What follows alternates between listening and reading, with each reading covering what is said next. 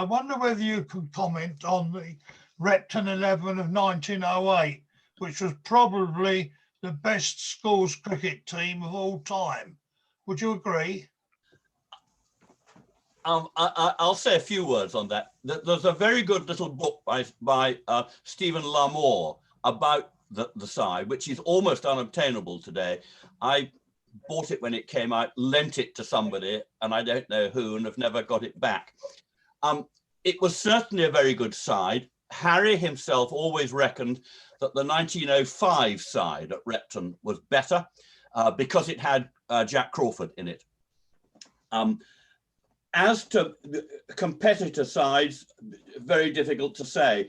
I have no doubts that every school would comment that they have as good a side. Certainly the Winchester sides in under Douglas Jardine was pretty strong, etc. But it was certainly a very strong side, 1908. The fact that 4 of them played county cricket that summer, and I think 6 were invited to, is remarkable. If you, Robin, send me your email, I'll send you a copy. Oh, I'm the chap who helped him with it. Derek, that's very kind of you. I will do so. Yeah. I think Bob, in your foreword, you mentioned that you met Jack Crawford, did you, one time? Yes, I did. Harry Altham. Harry was obviously very, very fond of him, and he decided that I ought to meet him, and so it would be, I don't know, somewhere about 53 or 54. I was taken to. I've got a feeling it was Malvern that he lived, Jack Crawford, at the time, and so yes. But I didn't know much about him at the time, but he must have been a very, very fine cricketer. You know, I find it very difficult. I'm not sure that it makes a great deal of sense to make comparisons between one era and another. Everything changes so much, doesn't it? Yeah. But I mean, clearly in his at his time, he was a little bit elderly for a schoolboy, mind you, I think. Oh, was he? Absolutely. Well, if you think Harry was born in 1888, so for the 1908 side, he was damn nearly 20. Yeah, well, I've got a feeling that Jack Crawford was either 20 or 21 at school, wasn't he? I think so.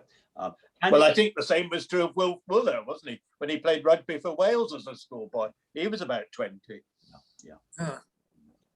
Yes, well, yeah. There used to be a thing called the Oxbridge term, where people who were applying to Oxford and Cambridge stayed on for a 7th term in the 6th form. So they stayed on for the winter term. And you had people in rugby sides who were much older than the rest, and they were doing their 3rd year in the first 15. I was doing. I had to. Sorry, Robin. I had to stay on at school for an extra year. Yeah, absolutely. That's twiddling my thumbs, basically. Well, I did do a bit of work, but that's another story. Right. Well, should we go on to the next question? I think Bill Allen wanted to ask a question. Bill, are you there? Yes, indeed. And thank you, you three, for such an enjoyable afternoon. I was reverting to the chucking issue and that particular Australian tour. You mentioned a number of the players there who were suspect action, but I think the one who had the most suspect action threw darts, basically, and that was the Australian opening batsman, Jimmy Burke. Jimmy Burke, yeah. I remember trying to emulate his action. And in fact, at village level, I bowled leg breaks like you, Bob. I bowled leg breaks routinely. But every now and again, I'd run up to the wicket and pitch in one, which went very fast and came with a rather bent action. I really shouldn't be saying this, but it's long since I retired. But now, my question is, what do we do about it? Is there any need to do anything about it? You both seem to suggest that it is now rife in cricket. I see kids at village level, and my grandchildren go to Malden and play their cricket at Malden, and there's 1 or 2 people there that I look at and think the coaches should be taking that lad on one side. Paul, I'll let you go first. Robin, well, you know what I should do. I've never had anything to do with the administration of the game, so I really not in a position. You'd have to know a lot more about the structure. But it does seem to me that it does give those who throw, particularly as Robin was saying before, occasionally an unfair advantage. And like you, Bill, if I'd suddenly thrown one like Lockie in the middle of my leg spinners, I might have, I might have got a few more wickets. Absolutely. Comes out a bit quicker, doesn't it? Well, I've got a quote here from one of George Duckworth's letters back to Geoffrey Howard, written towards the end of that series, in which he says, Ray Lindwall was saying that he made this last test because he's the only bowler left with a straight arm. Ian Peebles' description of Jimmy Burke's action was the chopping bent arm motion of a constable laying his truncheon on a very short offender's head. That's even better, isn't it? I think, Bill, I think there's two issues here. First of all, is the coaching issue, which I think is for people teaching schoolboys, and schoolgirls. I think it's a very difficult issue because by the time they come to you, in my experience, I started with them at 13. I taught 13 to 18. It's very difficult to change a youngster's action. Mm. He's got into his action and it's very difficult to change it then. I think you have to make a conscious decision to change it. And I in my time only had a couple of boys who looked like they threw. My simple decision was I didn't pick them. I explained why to them and to their parents. I said, I'm sorry, I won't have him bowling in my team because I think it's unfair. And I think that I hesitate to use the word a moral obligation, but I think that you can go down that route. The second issue, I think, is in the first class, the test game. And Stephen is absolutely right. The decision's been taken out of the hands of the on-field umpires, and it's now an administrative one because of high-speed cameras, and you can actually see what their arm is doing. Yes. The question of whether people like Muriel Eateran threw, I am of the opinion he did throw. I know people like Douglas Miller, who have got far more experience of umpiring than I have their own ideas on whether you call, etc., etc. I've only ever called one person in my life. It was a schoolboy, and I was teaching up at Ampleforth.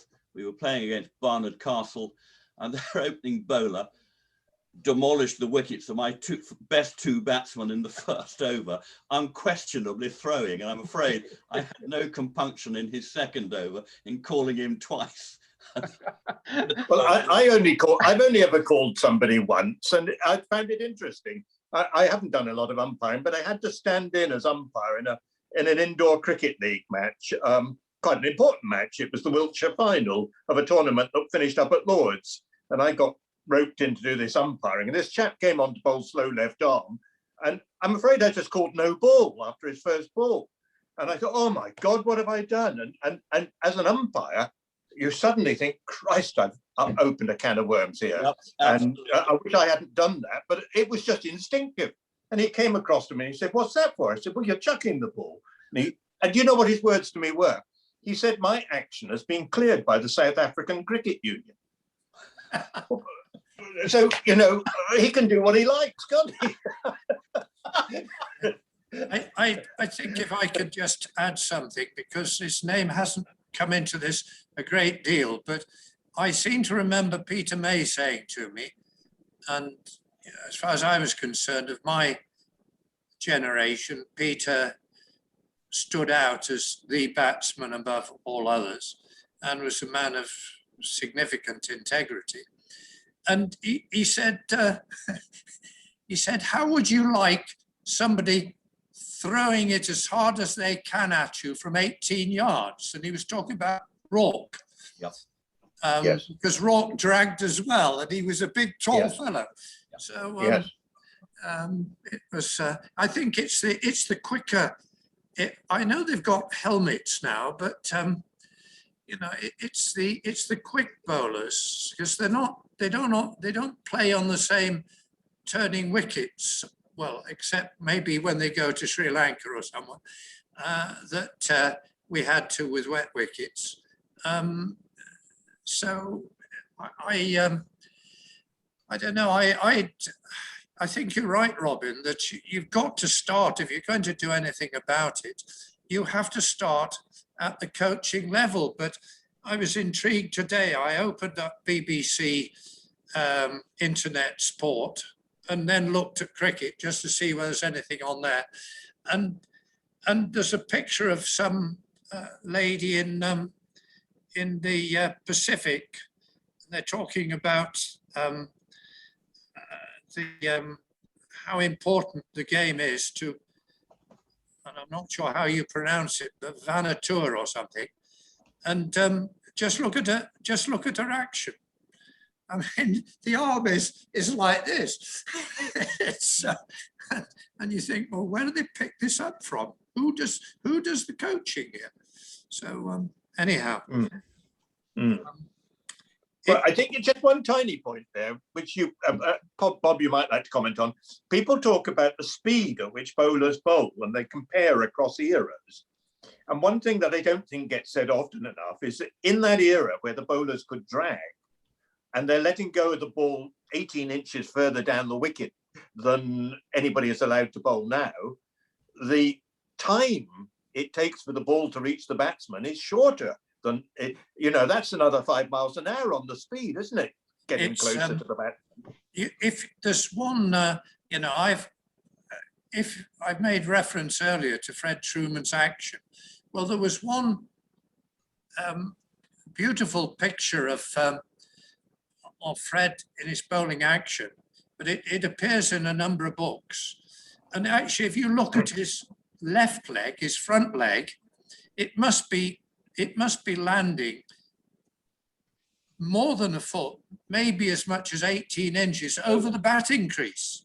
Now, do you just imagine where his right foot is when he's letting the ball go? And they were quite a lot nearer,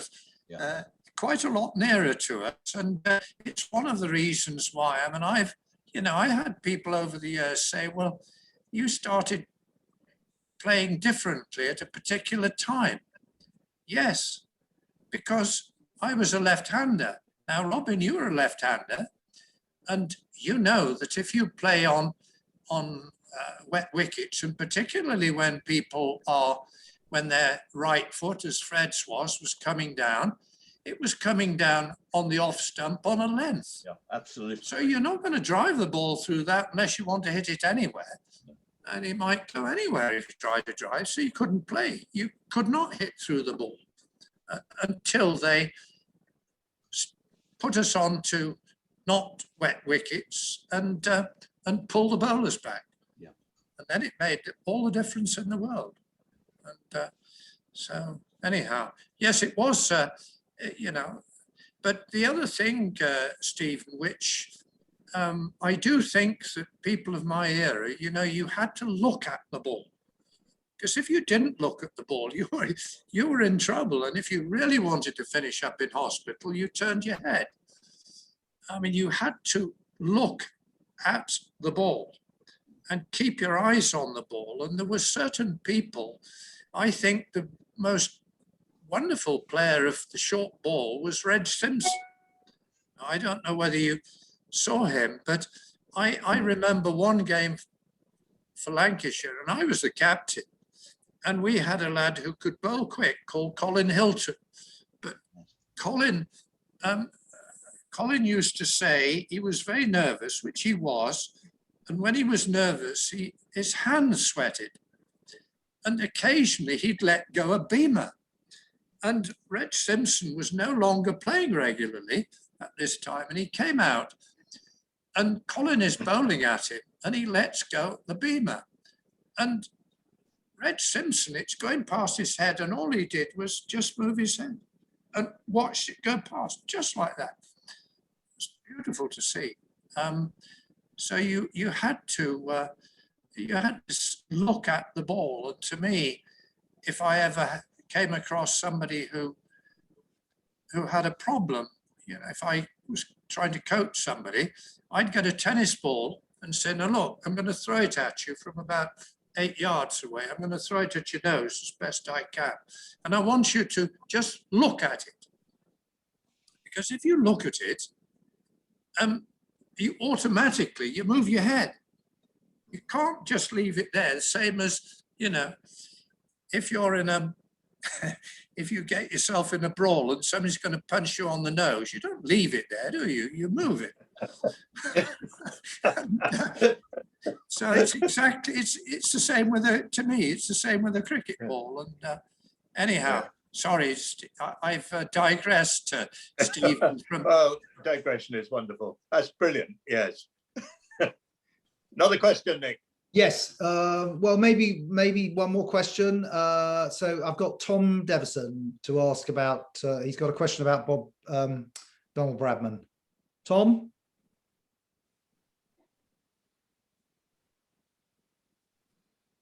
Tom, can you unmute?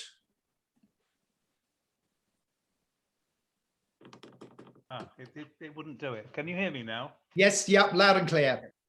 Could the panel say something about Bradman's analytical skill in language, in his articulacy? Because in his books like The Art of Cricket, he comes across as very shrewd and very good at defining terms and defining processes and so on. In these letters, it's obviously years before email and decades before Zoom. He's having to communicate across thousands of miles some very shrewd and subtly argued points of view, I assume. Does that articulacy come across in the letters? That kind of devotion to using language very precisely? Can I start on that one? First of all, I think The Art of Cricket is amongst, I think, the greatest of coaching books. It's beautifully written, and very obviously the Don had put a vast amount of thought into it. And the pictures are very interesting. He apparently wasn't wholly satisfied with the pictures, but I think they're very good. The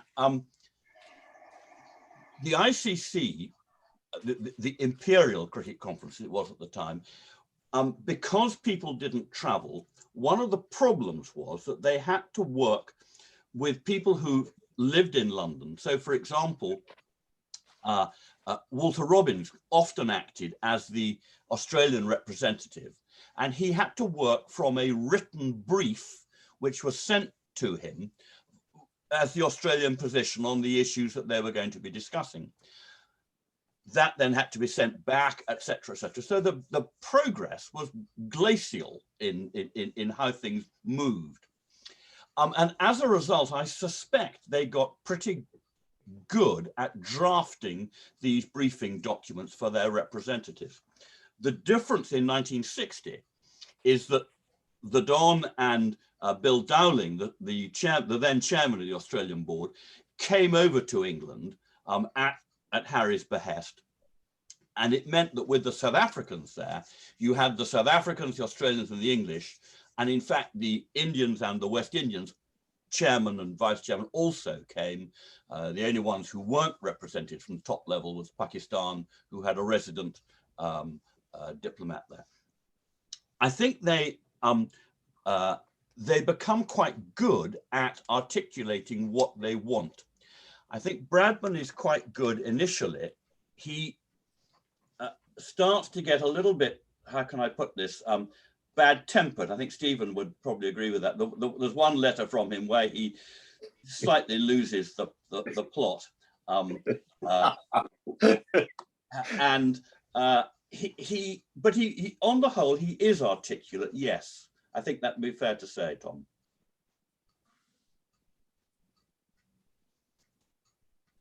Stephen, you agree with that? Yes, I do. Yes, I think he fights his corner very well, and I think one of the issues is with the Australians coming in 1961, he's rehearsing all the scenarios of what might happen when they come.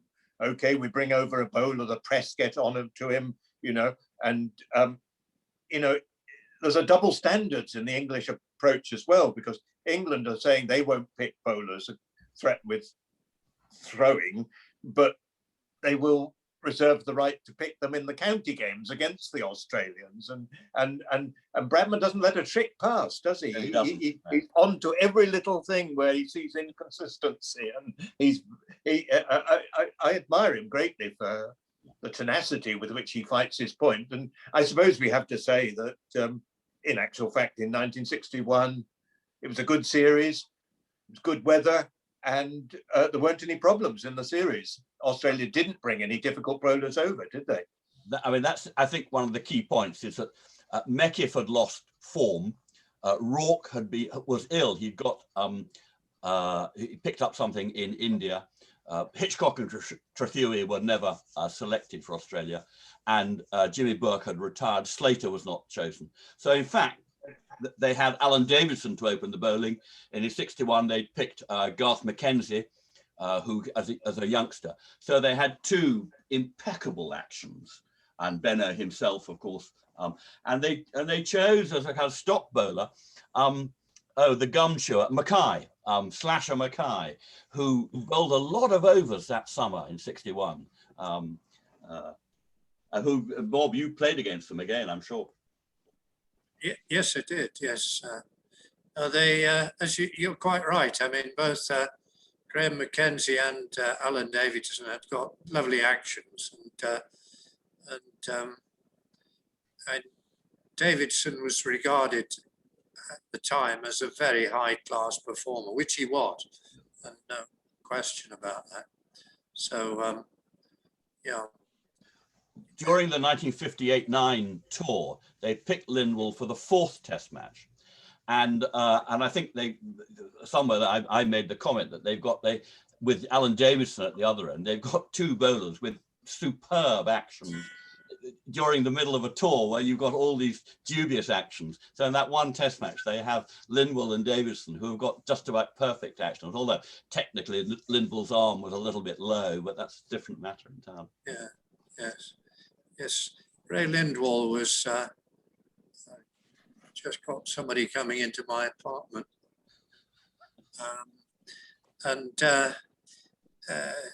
Yes, he was a remarkable bowler. I mean, as a digression, if I'm allowed another one. Go on. I went on a Jim Swanton tour, and they wanted one or two fellows who draw the crowds in to pay for the groceries. And so we had on our side Ray Lindwall and Everton Weeks. And Ray, even in the Caribbean, he was bowling very round arm, but he actually came on and bowled the first few overs, and he swung the ball both ways from a round arm action, which I found absolutely amazing. And so nobody actually got after him. I made him bowl a no ball once, which he objected to, but... Any memories of batting with Everton Weeks? Oh, yes. Wonderful. He was very, very nice, kind fellow. And he'd say, I could only last for half an hour, so I've got to get 50 in half an hour. And so he was, and he used to, because he wasn't that mobile, he stood at slip to me. And when I was bowling, and he'd always come up and he'd talk about the batsman and whatever. He was, I was very, very fond of Everton and Ray as well. They were lovely. It was a great honour to have played with them. I'll tell you about Ray Snowball, though. He came in the bar one evening and he said, "I've never bowled a no ball in my life." And I thought, right. So I said to our captain the following morning, I said, "Look, I just feel a little bit sick. Can I go and stand at slip for a little bit, please?" And so I stood at slip, and the Ray came on to bowl, and we knew he'd only bowl 3 overs. So after an over, I moved his marker, because we were using markers to mark the run up. I moved it a yard back. So, and he got this, you remember, he got this beautiful run up and action. And I could see the puzzled look on his face because he wasn't in the right position in relation to the wicket. And in any case, he went back and he marked it out again and put it right. And then the next over, I moved it a yard closer. So I went past the wicket with somebody calling "no ball."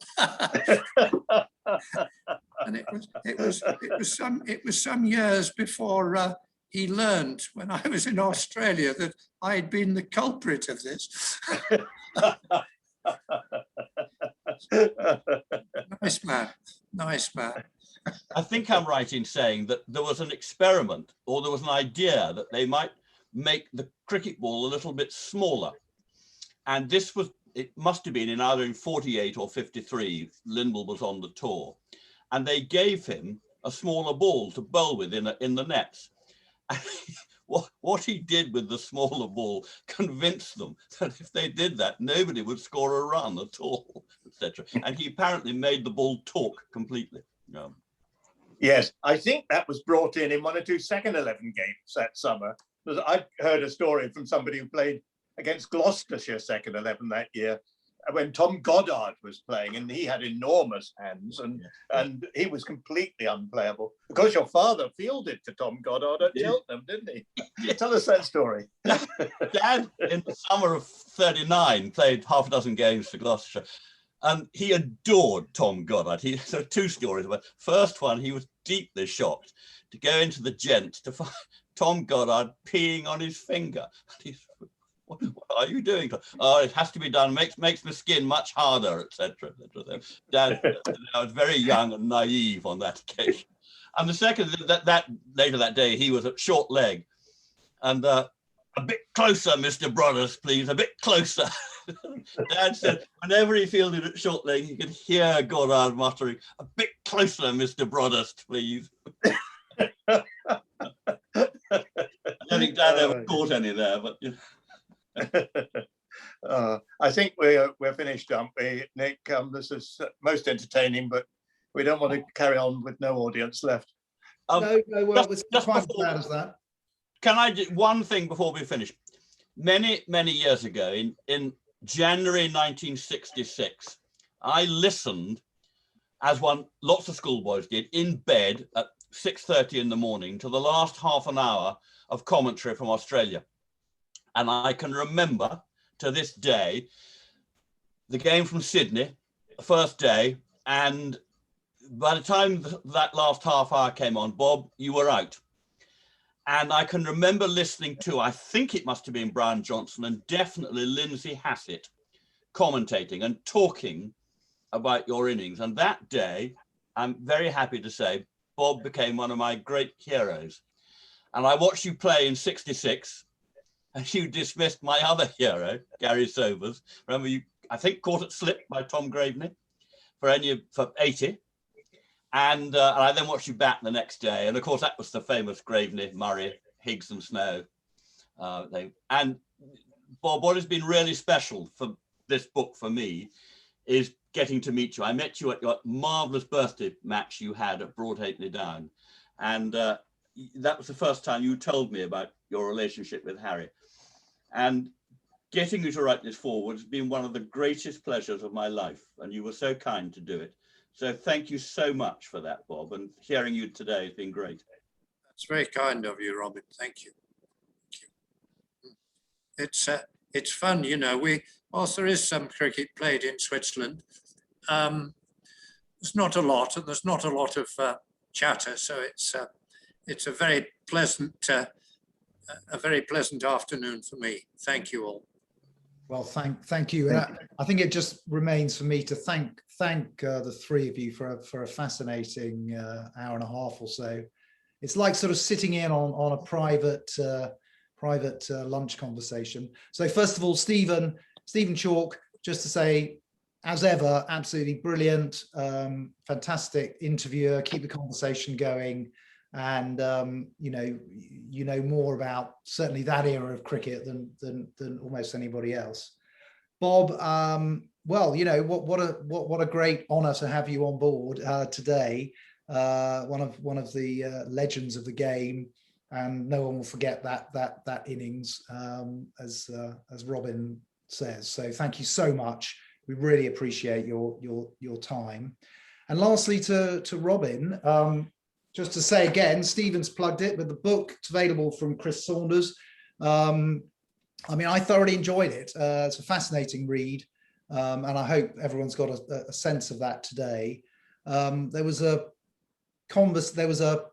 reference to Harry Altham being enthusiastic, amongst a lot of other things, but I think, Robin, you certainly share that enthusiasm. Fascinating talk. So thank you, all of you, for a great afternoon.